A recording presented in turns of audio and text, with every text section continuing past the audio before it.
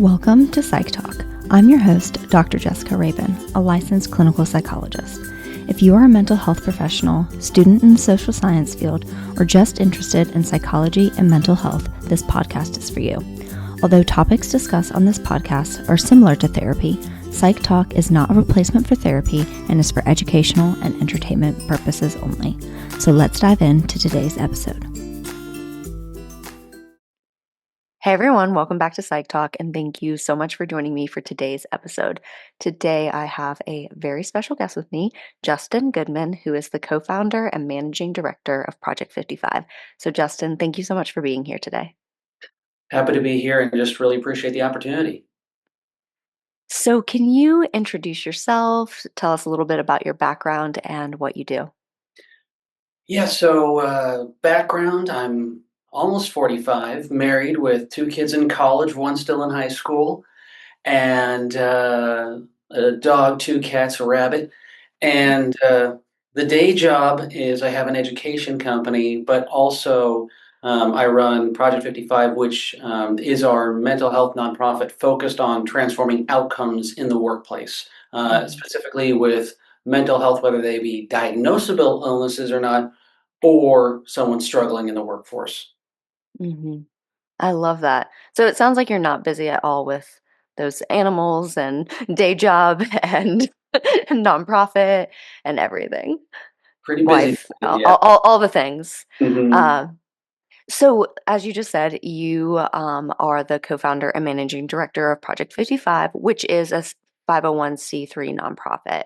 And so you just told us a little bit about what Project 55 is, but do you mind sharing anything else about Project 55? And I would love to know what inspired you to start this nonprofit.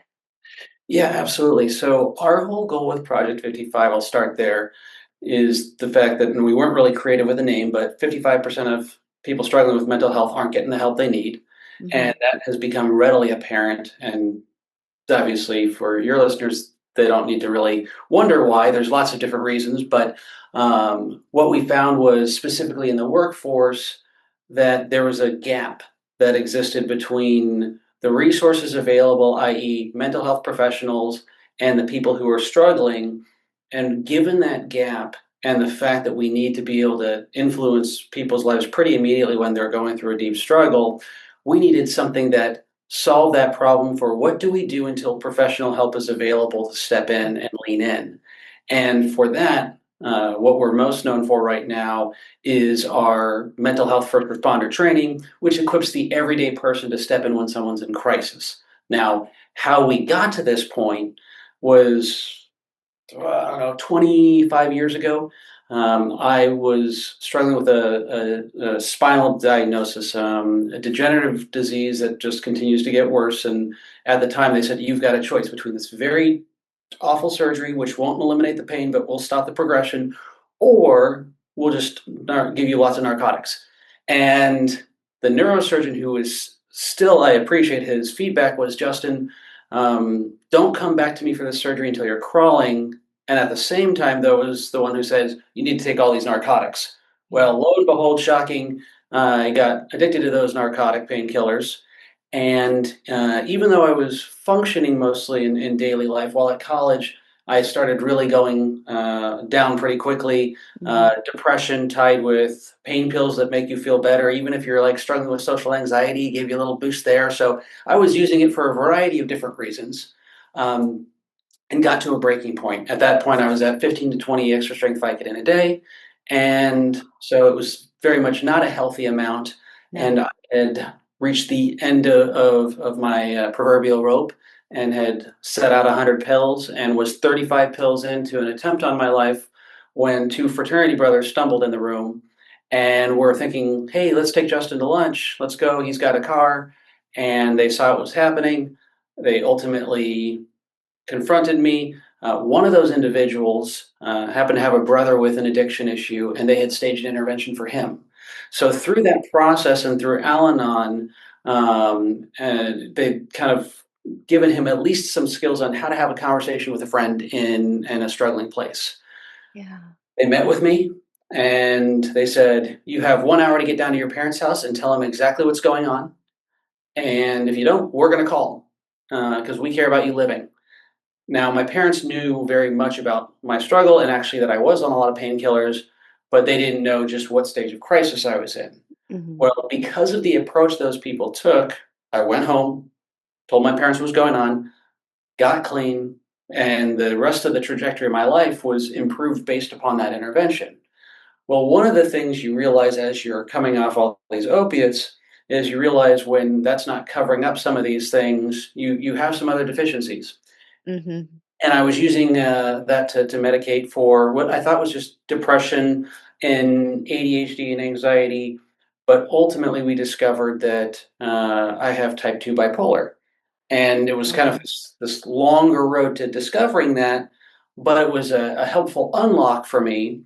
And then as I got healthy and figured out how to put the right parameters in my place to live a functional life, in my profession, where I would often be talking on leadership stuff, I started speaking about my mental health struggles. Well, where that took us was that after every event that I'd speak at, I had two groups of people who would line up and ask questions. They'd come and say, hey, I'd have the one group who lost someone to suicide, Hmm. or they had an at risk family member and they were really struggling with that.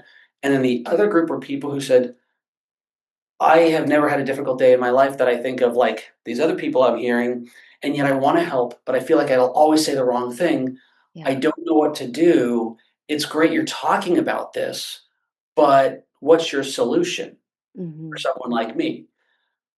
Well, after enough of my friends said, you've got an education company and you know these mental health experts, you've got some synergy there. Why Yeah. don't you work with them to build something out for the everyday person? And it was really from the pushing of people that just kept attending these talks saying you have to actually do something practical. And so I went to my co-founder and I said, hey, I got this crazy idea that I want to run by you. And he said, I'm all in. Let's do this. Let's go. And we were off to the races. Wow. Well, Justin, thank you so much for sharing your story. And I know you just said that you've started sharing your story, but there is so much power in other people hearing your story because even if they haven't gone through the same thing as you have, I'm sure many people listening can relate to some aspect of that. And I don't know your fraternity brothers, but I am grateful that they happened to walk in and do that intervention. Because I would imagine, because you said you were about 20 at the Yeah. time. Yeah, 20 or 19 to 21-year-old guys. I don't know how old they are. Like, just thinking of the guys I knew at 19 to 21, like that is I'm sure it was a lot for them, but I'm glad that they intervened and it sounds like it really set you on the right path for the rest of where you got to today. Yeah, it did, and it was the fact that it didn't take much training Hmm. for someone to step in, right? Not to be my therapist, Yeah. but at least address that a change needed to happen and redirect me to where I could go and get support. Hmm. Yeah, absolutely. So, Project 55's tagline, I don't know if that's what you all call it, but it's educate, equip, and empower. So, I would love for you to talk about these three aspects, how you came up with that, what each entails. So the educate comes from the training that we offer. Mhm. We offer our training. It's completely free for Mhm. everybody. The equipping is as part of that training, we have resources that come alongside that. Even if you don't remember all 15 hours of the content, you can go and get what you need to very specific life events and resources and therapists and you name it when you need it, and really the empower is some of our live activities that we're doing. So we just ran a 4 week difficult conversations cohort where it was not just how to have the difficult conversations, but role playing it. So everyone would break Mhm. off into one-on-one Zoom rooms and they would actually get opportunities to practice this so that we could get them in a position to go, this is what it actually feels like. Let's recreate it so you can stumble over it. So in real life, you can do that. Well, Mhm. we are doing those over different life events and different scenarios so that we can again help the person that has that knowledge feel empowered in the moment to actually deploy it versus, oh, I read all this, but now it comes up and I've never practiced it with somebody. Yeah. Wow, I'm really reflecting on that last piece that you just talked about. Honestly, when you were talking, I had a flashback to like graduate school because I took this like clinical interviewing course, but we had to do role play with, I can't remember what they're called, but people that were hired to act out obviously different mental health topics and things like that. And I've actually been talking about this a lot recently. I don't know if you watched The Pit. Yes. I promise I'm going somewhere. Yeah. But this past season, sorry if anybody listening, this is going to be spoilers. There's a lot of mental health storylines, but one thing I was noticing as a psychologist with regard to like this suicidal ideation storyline is like everybody could pick up on things, but nobody was directly having the conversation because hard conversations are hard. Um, a lot of times, at least in my work, I've had people say, like, I just don't know what to say, or I don't want to say the wrong thing. But that a lot of times makes people say nothing at all. So I Yeah. absolutely love that you have that. But it's funny you say that because I talk about this all the time. Yes, we can say damaging things, Hmm. but there's nothing more damaging than saying nothing when you could have intervened and now we're attending a funeral. Yeah.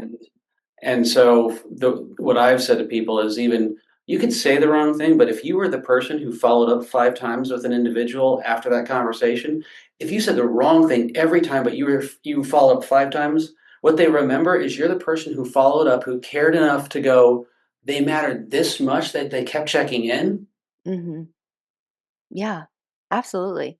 And I agree with you. And I think a lot of times too, yeah, we might say the wrong thing, but if we're checking in on people, like you just said, at some point, that person's gonna notice that pattern. And they might even say, like, hey, I know you're checking in, but it's actually not helpful when you do this. And that can prompt us to be like, okay, what do you need now? Mhm. And it starts a conversation with that person that exactly wouldn't have happened if you say nothing at all. Yeah, and I think too, what we deal with when I talk to organizations is there's a lot of fear in businesses about, oh, we don't want our people to lean into this conversation because they may cross some boundary, et cetera. And I said, your people cross boundaries all day long. Hmm. I said, would you rather answer to the husband, the wife, the father, the mother, that because of HR, nobody leaned in when they saw the struggling person? Hmm. Or would you rather say it was a false alarm and perhaps we have an HR issue that we all have to get together and discuss? I'd Hmm. rather the second option. Hmm. Oh, absolutely. And we're going to talk a lot more about workplace mental health, but I think what you just said there highlighted something about, companies, businesses. There's HR, there's a lot of like red tape. There's what you can do and can't do, and maybe gray area of can I do this or can I not do this? And I think whether it's conversations about mental health or addiction or just discomfort or things you don't like about the workplace, because of all those layers, people fear speaking their truth and applying it to mental health. That can be speaking your truth when you are struggling because you have fear of how other people are going to respond, or speaking your truth when you see someone struggling, but you're like, oh, they're a coworker. I don't want to get involved in their business. But like you said, not saying anything could result in the worst outcome. 100%. So, like you said in your introduction when talking about Project 55, you are really focused on workplace mental health in the workforce. So, why would you say improving workplace mental health is so important? A number of reasons. If you don't care about people and you just care about dollars, we spend billions and billions a year in lost wages to either absenteeism or presenteeism tied to depression and anxiety. Hmm. So there's a business cost to us for not addressing it. Yeah. Uh, the human cost is we have team members, we don't like turnover, we want to be able to build a culture, and if we're not looking out for the team members on our in our organization, what ends up happening is some other organization will. And we have to, as business owners and business professionals, look at it and say, what is it? What's that glue that's going to get us through the difficult times? The economy is going to go like this. There's all sorts of situations that can kind of rock your world as an organization and individuals. And what type of organization do we want to be? Because at the end of the day, it's a bunch of individuals going home to families or going to friendships, you name it. Mm. And we don't want to, one, be the reason they're worse off or more stressed or more anxious, but we also want to be a place where if the home life or some other life relationships are struggling, we want to be the safe place that they at least they've got sounding boards or people they can talk to, because yeah, we're not getting through this whole life on our own. Mm-hmm. Yeah. You just brought up so many great points there.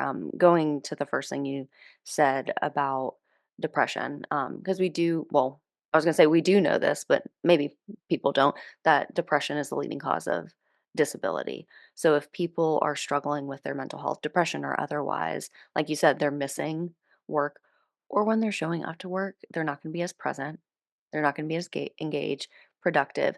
And yes, like I hate talking about productivity, but at the end of the day, it is a business. Yep. And do you want your employees to want to show up to work, want to be happy and engaged in what they're working on? Or is it just about productivity?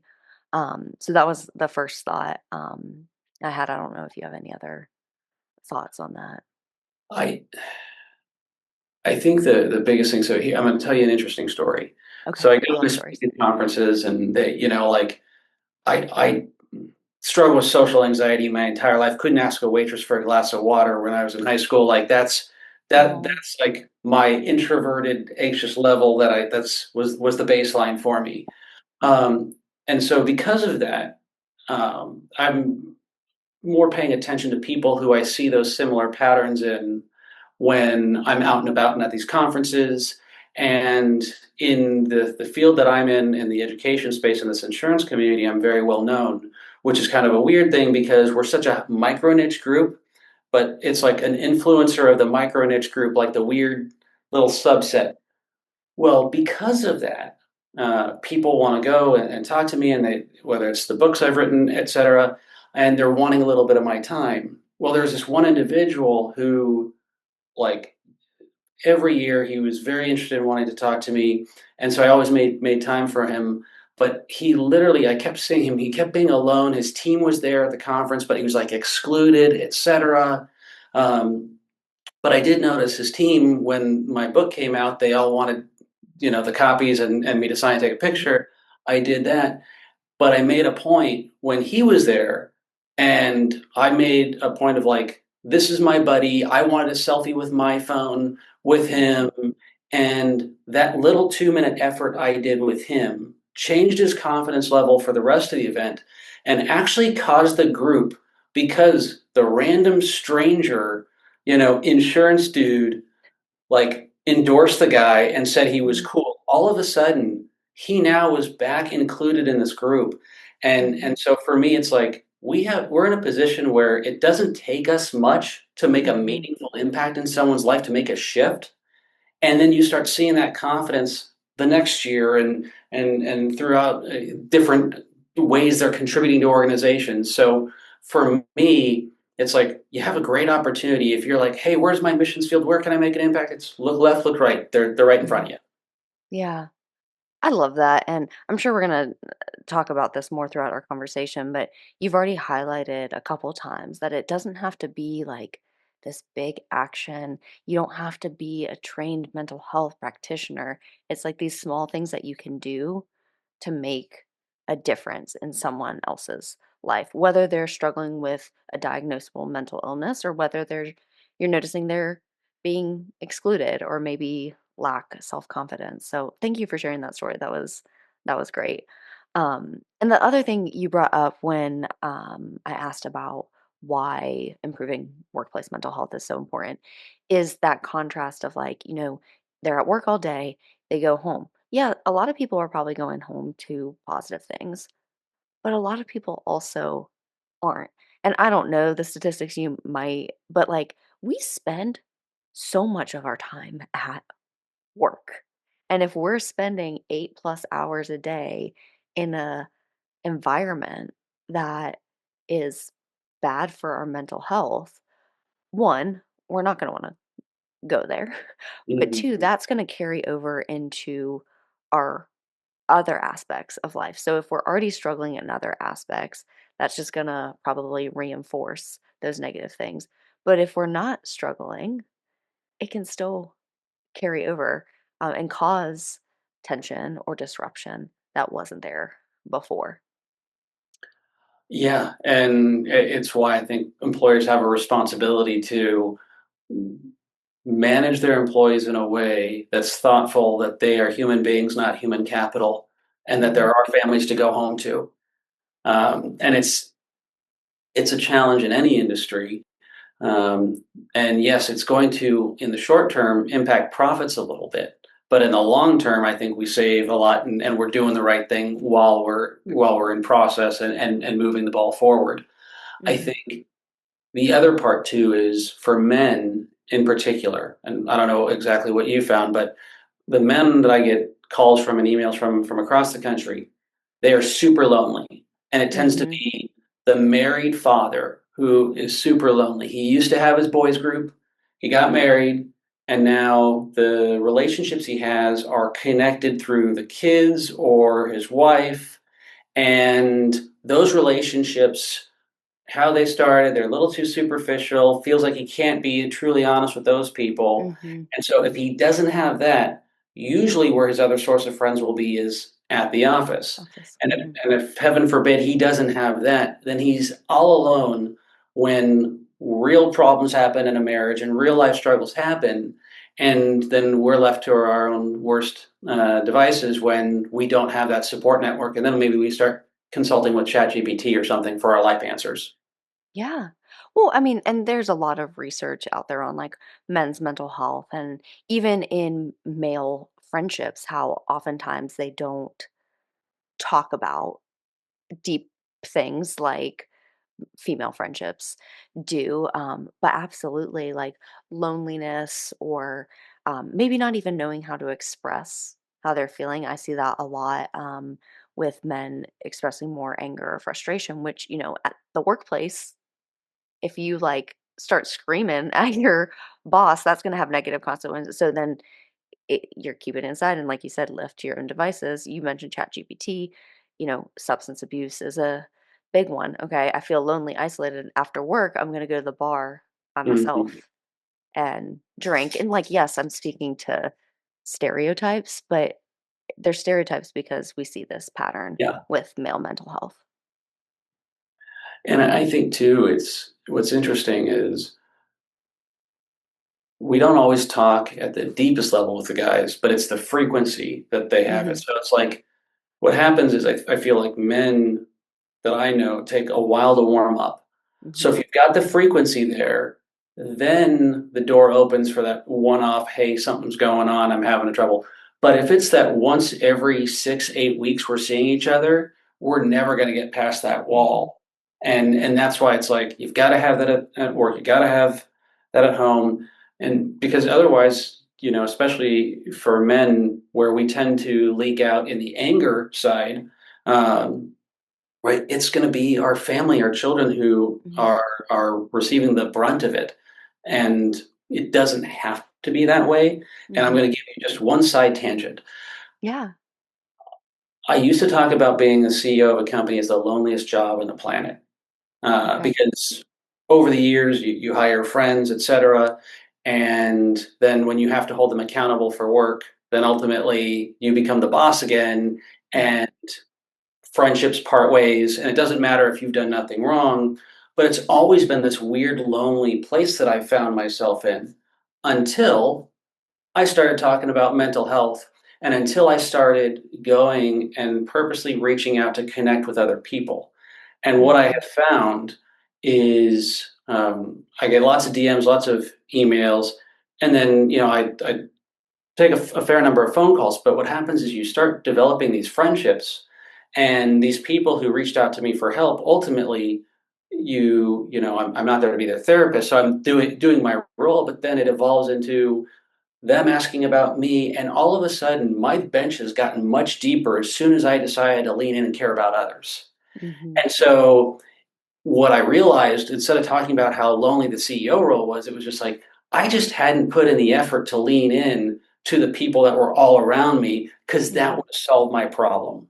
Yeah. I mean, I think what you're talking to there is just the power of connection.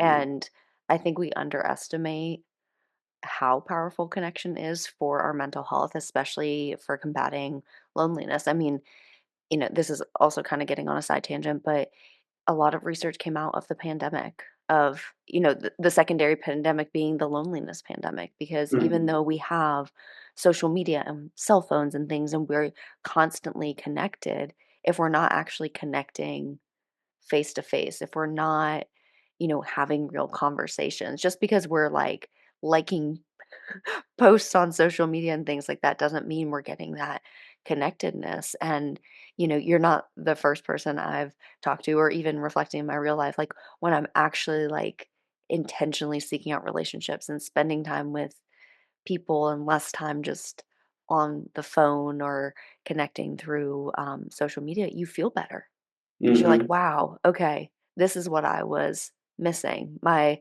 loneliness. Even I know you mentioned being introverted, I'm introverted as well, but even us introverts need that connection. Well, you need that connection, and what you look in. I mean, I'm gonna give a comparison. So I live in California, but we have a place in Texas. My kids go to school in Texas, and we've Okay. just built a lot of relationship in Texas.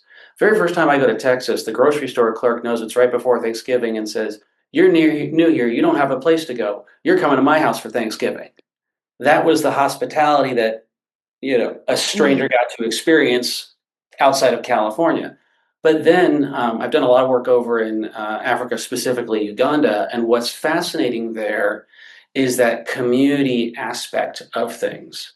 And when I would talk about mental health challenges over to different varying groups over in Uganda, they got confused because they didn't understand how the community tolerated others not stepping in to help and mhm, support and be around. Because in their communities, it was when one person's hurting, okay, the village gets around and says, "We're going to take this off your plate, this off your plate, and here's how we can encourage you and support you and rally around you." And so it was like a foreign concept. Well, why would they be on their own? Why mhm, would the neighbor not help? He's two doors down. Why can't he contribute something? And so yeah, it's been fascinating, the American culture and our individualism yeah, that is also serving to be our downfall in certain ways. mhm. Oh yeah, you just hit the nail on the head when you said individualism, because as you were talking, I was like, it's the collectivist versus individualistic mindset. And I mean, there's truth into that age-old saying of it takes a village. I know it's usually in the context of raising a child, but like there is truth to that. I was talking to somebody recently. I don't remember the context right now, but we were talking about how, you know, even when my parents grew up, I don't know how old your parents are, but like boomer generation, like you would just go to your neighbor's house and be like, "Hey, I'm out of sugar. Do you have any Mm. sugar or flour I can borrow?" And like even over the past few decades, like that doesn't happen anymore. I'll be fully honest, I don't know all my immediate neighbors around, but like and I don't know everybody in my neighborhood, but growing up, we knew Yeah. everybody. And we also knew everybody's business. But, like, also, like, people something would happen. Like, I have a distinct memory being a child and, like, one of the houses in our neighborhood get broken into, and, like, the mom came and, like, we all rallied together to help the, like, family get back their stuff. And so I feel like I've even seen that generational or, like, that shift, like, as decades have gone on. Well, and then if you tie that back to, we have a whole generation, my kids included now, that went through the COVID Mhm. years in high school. And in California, that meant not attending school, and it was detrimental to my kids and lots of others' kids. Mhm. But then they lost this critical time when they were supposed to learn how to have these relationships Yeah. and build these skills.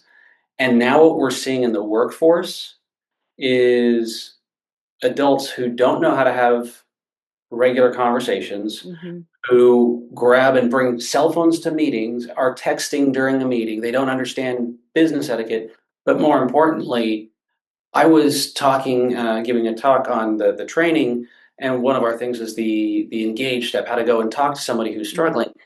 And this person says, I don't know how to start a conversation with a person normally, let alone if they were actually struggling. How do you go up to somebody who's in a different cubicle if they're just working? What would you say to like start that conversation? That is the level of some of the deficiency of social skills that we're finding, and I'm finding it across our industry like crazy right now, and Mhm. all that plays in. So the fact that we used to be able to go and you'd go to your neighbor's house and, hey, Mrs. Jean, Peggy, whatever, we'd have that conversation, Mhm. right? We had to have a face to face. We no longer have that. They didn't have those conversations. They didn't get the repetitions. They didn't get it at having in high school. And so now in the workforce, they can't have those difficult conversations because they haven't practiced them. And now they're sure as heck not going to open up to other Yeah. people. And so it's just a little bit of a mess. Yeah. Yeah. I mean, I've seen that with clients I work with as well. Just like difficulty initiating conversations, increased social anxiety, because, yeah, especially if, I mean, everybody was impacted by the pandemic, but I have noticed the most for my clients that were in like middle to high school age, when you're really getting into that like autonomy. That's the time you're supposed to be relying more on your friends than your parents, developmentally, not Yeah. actually in real life, but like, trying to think for your own, develop those social connections, going through the normal ups and downs of like middle school and high school friendships and relationships and things like that. And it was taken from many people. So yeah, thank you for sharing that as well. um, so you touched on this a little bit, but I wanted to wrap back around to it. When you mentioned if we like invest in workplace mental health, you said initially, there might be some profit loss, but in the long term, it's going to benefit the company. So, can you speak on some of the benefits of implementing mental health initiatives in the workplace? Number one, you increase the odds of survival. Hmm. Number two is really you reduce churn or employee turnover. Yeah. When when somebody has a good friend or best friend at work, they are far less likely to leave. And Hmm. so, from a business standpoint, every time I have to replace an employee, it's going to cost me 15 to 20% of that person's salary to then replace that role. It may cost me Okay. even more than that. So, if I were to say, for example, dedicate extra time, it's going to cost us 5,000 in wages because we're doing a training on how to support your friends, and we do some additional lunch and learns, etc. Hmm. If we just have one less employee churn because they felt disconnected, we're still net positive ten to $15,000 on Hmm. that investment of time. Yeah. Absolutely. I love that you highlighted employee turnover, because I hear that so much. Like people are like, I can't stay. And obviously, I mean, not all my friends are in mental health, but I think about this a lot with like mental health, especially community mental health. Friends I've worked with in community settings, mental health settings, which are, you know, high caseload, um, very high risk clients, low support, low funding. And they're like, I can't do this. I'm gonna leave. There are other jobs that give me more flexibility, better pay, more freedom, more time with my kids, or things like that. But yeah, I hear that all the time. Especially, I feel like, and you can correct me if I'm wrong because I'm obviously not in business, but some of the bigger tech companies do better at like supporting overall like wellness and mental health. Companies that can afford to have like gyms on site or other, good PTO, paid parental leave. I know we're getting into things, outside of mental health specifically, but they all contribute to overall employee wellness, happiness, and well-being. And if you're happy at your job, you're going to stay there. And you're also going back to something we talked about earlier, you're going to put more effort into it, make higher quality work, probably be more productive in less time as well. You'll be more productive and you're more invested in the organization, Hmm. which can have untold benefits. But one immediate benefit is that when that next person comes on board, they're affirmatively stating what our culture is and what it should Hmm. be. And it actually, even though I think a lot of the tech companies do a much better job than a lot of other industries, it doesn't require the dollars people think it does Okay. to make that difference. Because candidly, what happens is a lot of the conversations I have are around burnout. And Hmm. I've got life circumstances plus burnout. Well, no one has permission to say to their boss, I've got some life events going on. And right now, for this week, I can only give you like a B minus effort. Hmm. And if you become an employer who has that as a policy, like if you're going through it, I don't need to know the details. I just need to know you're going through something because it's going to Hmm. impact your bandwidth. And we're going to triage around you so that we can take those resources off you for that week so you can process. Organizations, and I've talked at length to a number of organizations who've implemented that. And it's been a tremendous benefit to that organization.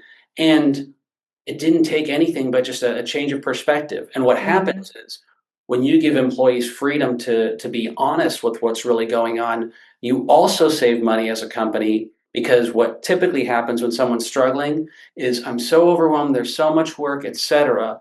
And yet that's not really the case. It's all the other stuff that's weighing on them and slowing productivity. Well, what do businesses do when they have capital? They want to deploy said capital, and that means, oh, we're going to hire another person. So we're making unnecessary hires because we have Hmm. team members who are burnt out and stressed because of other non-work related issues, which if we gave the freedom for truth and candor and a little bit of flexibility, we end up moving that needle to where we probably save $70,000 in benefits on an employee we don't need, Hmm. at the same time making sure everybody else gets across the finish line. Hmm. I love that. And I you saying that brought me back to my first day of my PhD program. We were like in orientation, and the head of the department said something very similar. Like, while you're in grad school, like if you are going through something, you need to tell us, because we are not going to know what you're going through if you don't tell us. And then from the outside, it's just going to look like you're not putting in effort, or I hate the word lazy, but like, those are the stereotypes that people think. You look at the person in the next cubicle bringing back to work, and you're like, they're never getting their work done. They're so slow. They're making mistakes. Oh, they're like not invested, not lazy, but you have no idea what is actually going on or what's contributing it. And sometimes too, like as a psychologist, I see this all the time. Even just speaking what you are going through provides relief. Mm-hmm. Like, having somebody hear and getting it off your chest, you feel better. It doesn't change the situation, but, like, once that's off your chest, it's like, "Okay, now I have people around me that can support me." And actually, like, yeah, I probably can't do all my work, but now that I've spoken my truth, I feel more focused that I can actually maybe do more than I thought I could when I was holding this all in. Mm-hmm. Did you ever watch the movie What Dreams May Come? No. Robin Williams, you've got to Okay, watch. I will. What dreams may come. I'm writing it down. Okay, so here's the reason. Um, it speaks to what I think we all need. So the quick premise is Robin Williams, he's married, he's got kids. His kids are tragically killed in an accident. Him and his wife are struggling over all of that, and she makes a decision to end her own life because she can't deal with this pain. He then ends up getting taken in a car accident or something like that, and he goes to heaven.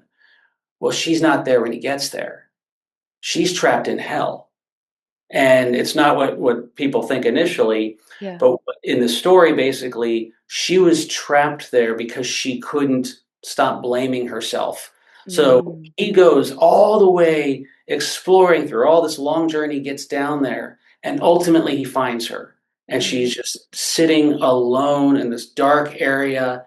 And it wasn't until he fully leaned in and he sat there and actually was present with her in that ditch that she awoken from this stupor of what was going on.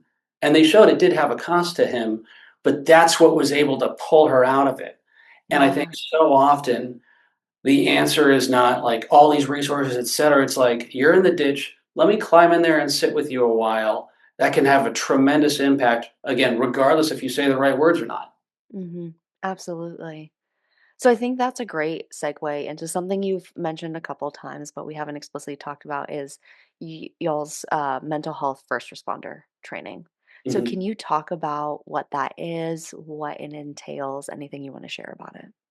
Yeah, absolutely. So sometimes people get confused because they think it's mental health training specifically for first responders. What we wanted to do was make it clear that we're not training you to be a lay counselor or a therapist Mm-hmm. and have that specific line like, you're there for triage and support. Let's not inflate our egos to think a 15-hour training is going to equip you to do things that it shouldn't, right? Yeah. So it's a 10 to 15-hour training, and the first part of that training is really focused on mental health and how you maintain your own mental health. So Mm-hmm. there's a lot of research we tie into there. Then we talk about mental illnesses, the Mm-hmm. diagnosable ones, and then talk about, even though it's not got a clinical term and someone's not diagnosed it specifically, there are people that will struggle with depression for a season and have to work through, or they have mild anxiety. These are all things Mm-hmm. that are happening. But what we wanted to say is most people land in the area of, I've had life events that are impacting me and I'm struggling to process them. Yeah. And so the crux of our course is focused on these 14 life events: death, divorce, abuse, addiction, caregiving for others, and Mm-hmm. how to respond specifically in those situations to support those people in that area. And we do it through a 5-step framework where it's engage, how to talk to the people, how to actively listen, how you give support, and kind of the misnomers of like, give support doesn't mean necessarily giving money or giving resources. It can be the one identifying a strength in somebody that they need to plug into right now so they can Mm-hmm. get through today to tomorrow. And then things like referring to professionals. There's a clear line where we are not, people in my spot shouldn't be having further conversations. Mm-hmm. And we need to know when that is. We need to know how to pass that baton, how to follow up to ensure they've gotten the support they need, but also how to access resources and direct individuals to the places they need to go, Mm-hmm. while at the same time being equipped enough that if you're seeing somebody struggling, how are we going to step in if we're looking at suicidal ideation and assessing that risk, how big it is in the moment. And then again, our fail safe is everyone put 988 into your Mm-hmm. phone. And if you don't even take our course, hand it to your friend who's struggling, hit the button, and you can walk away. Mm-hmm. Like if all else fails, you've got that safety net. So that's our training: 10 to 15 hours of online self-paced content. It's both video interactions, etc. And it's really geared to be a paint by numbers approach, regardless of situation, with scripting, with resources for every specific scenario. And again, identifying where we need to step out. I'll give an example. If a woman approaches me, and I've had this, who is a domestic violence victim, Mm-hmm. I am not equipped for that conversation. Yeah. Nor am I, as a married guy, should I be having that type of conversation, right? So immediately it's identifying where the resources are that I can Mm-hmm. direct this person. Now I can listen for a few minutes and do that, but then my job is to get her to look at the resources that can support her of the appropriate people. And Mm-hmm. and sometimes the biggest help I feel like people need is they don't even know where to start. And so if you could be nothing but the tour guide of mental health resources, you've done a tremendous good. Mm-hmm. I love that you just said that a lot of times the biggest barrier is they don't know where to start because I was thinking that the whole time. Like, I can't tell you how many conversations I've had with other professionals, not necessarily mental health, but I work in a hospital. And so, like, with physicians specifically, but it's like, well, if we ask these questions, then what? Like, I don't even know where, like, I know my boundaries, I know my limits, I know I can't provide therapy, but I also don't know the resources available to them. And like, you know, we have social workers in the hospital and things like that, but in outpatient clinics, these physicians might not have all the resources. Or obviously, like I'm thinking corporate America, I don't expect CEOs to happen to know the domestic violence resources that are local to them unless they have some type of lived experience. So the fact that that's a component I think is great because, yeah, even not knowing, but also like it's overwhelming to try to even start looking for resources. Like all of us know how to Google, but is this a legitimate resource? Like, is this exactly what I need? It can be overwhelming. Like if you type domestic violence in Google, so many things are going to pop up. And even when you're reaching out, like I hear a lot of times is if I have to use insurance, I'm waiting 6 weeks, 8 weeks Mhm. longer to get in, but I have a crisis situation. Where can I go? Or they'll call 4 or 5 therapists, and the therapists don't even return the phone calls because the therapists are all booked. Mhm. And then even an interesting one that I've been hearing more of lately, and I don't know the accuracy, you could correct me if I'm wrong, but there is a subset of therapists that I'm not for that want to just have talk therapy patients. Because if I have, let's say, I'm a dad, I'm just struggling with midlife and processing things, that can be an easy client to maintain for 3 years and not have to get a specific outcome versus the person who's in crisis, who is struggling with suicidal ideation, has an addiction problem, the marriage is falling apart, and by the way, there's financial difficulties.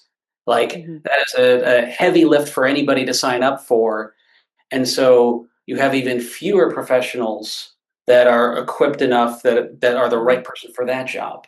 Mhm. Yeah, I mean, you're not wrong. I definitely have seen a number of individuals that don't feel like they have the capacity to take on more complex or higher risk clients. There's some people that absolutely love that population. The other thing is, you know, and I know I'm probably going to sound biased defending therapists in this what I'm about to say, but like if all your clients are high risk, you're gonna burn out too. And so there needs to be some type of balance, but we've talked about the pandemic multiple times, like, and you've probably seen this as well, like just our mental health is getting worse. So more people are seeking resources because of the long waits. By the time they get to therapy, they're more in crisis. So then they need more frequent sessions, like high, like it's, I mean, there's so many issues that go into it, but I have definitely unfortunately have seen mostly from like online because I'm in a lot of like therapy groups, people saying like, "Oh, I don't take X, Y, or Z client." And there's a difference between I am not substance use trained. Mhm. So like if somebody came to me and their primary concern was substance use or abuse, I would have to refer them out because that's not in my skill set. But that's different than just being like, well, you're suicidal, you're high risk, so I don't want to like take on that liability. That's not professional nor ethical in my eyes. Yeah, and But it and happens. I think it's just it's the human nature, and with the burnout rate so high among mental health professionals, Mhm. I think I saw a stat, it was like the tenure is like 8 to 10 years, and maybe less than that, like, that's the average.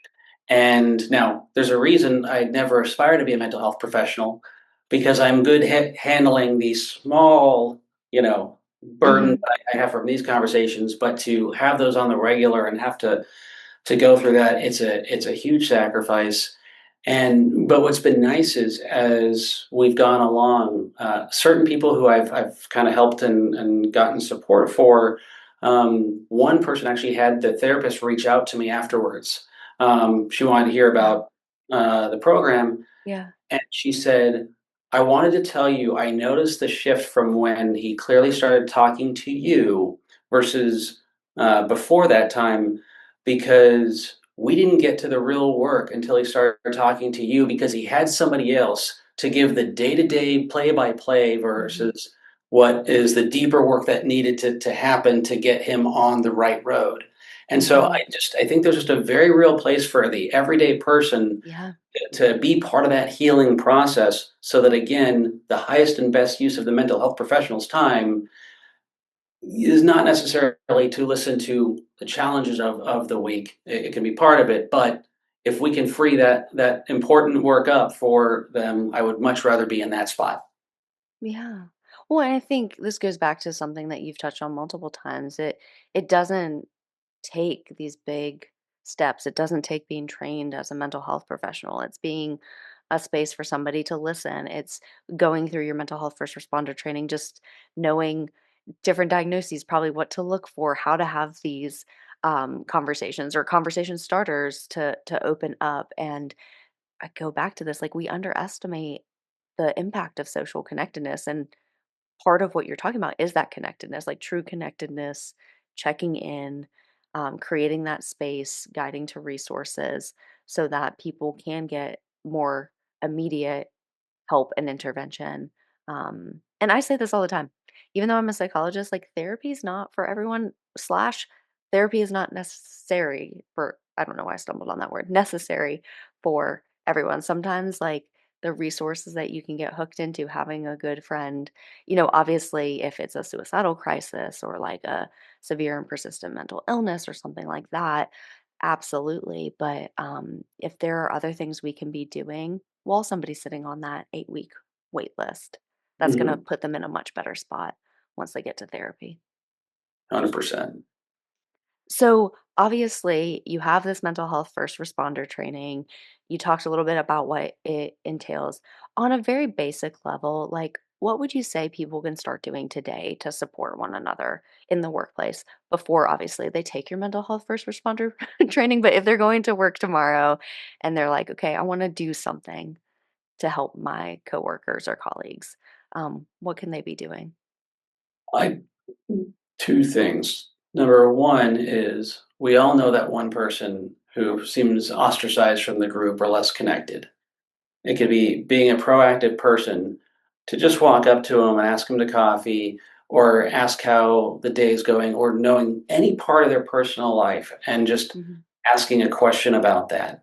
So there's that. The other part is I find that I've offered this challenge to people and they tend to execute in great stories is basically go to one person in your life that is close enough to you that you would have real conversations with, but say to them, you're out of the moment, and it could be someone at your office. You're not in crisis. Everything's going well. But I wanted you to know that like you're really important to me. And if that life event ever happens and you feel like you don't have someone to turn to, I want to be that person because you're that critical in my life. And it would be an honor, not a burden, to support Hmm. you. And then I give permission for people to say, and tell them it was this wonky guy at the conference who forced everyone to promise they would go and do this, and that's why you're executing. But that effort of just going and telling somebody out of the moment, Hmm. if you're in that spot, I can be on your bench, makes a tremendous difference. And not every time does everyone listen, but I think you would attest to this. Every time I've told a number of people that have been struggling, and one person with addiction, I'm like, before you do something stupid that you're going to regret, call me. My Hmm. wife and I have a rule. You can call me at any time. I will pick up I will interrupt the meetings, etc. But you have to reinforce that message. Yeah. So, step one is have that conversation with somebody. Step two is have it again so that they Hmm. really understand that you want to be there to support them. Hmm. Oh, absolutely. That goes back to something you said earlier in our conversation is just repeatedly being that person to reach out because even if they aren't in a space to hear it, aren't in crisis, they're going to remember, like, hey, I'm feeling really bad right now. Oh, Justin told me that some guy made him come and say he would be in my corner. Let me just like shoot him a text and say, "Hey, are you free to talk?" and go from there because I mean, with everything in life, we need repetition. Especially though when we're in crisis. Like I talk to clients about this all the time. You can have a whole coping toolbox of things. But when you're in crisis, if you have not been practicing your coping skills when you're in a good place, you're not going to remember any Hmm. of them. And I think the same thing applies here. Like we need that repeated reminders from people and people having people checking in on us and things like that. And us doing it for other people as well. So I love that advice. So, Justin, I have loved this conversation so much. I could obviously continue talking to you, but as we're wrapping up, is there anything I haven't asked you about that you would like to touch on, you think is really important for the listeners to know? I think when it comes to people that are struggling with mental health, and I'm sure you've covered this before, but it comes up all the time, is people don't open up because they're afraid they're going to be treated differently. Hmm. And the reality is we tend to treat them differently.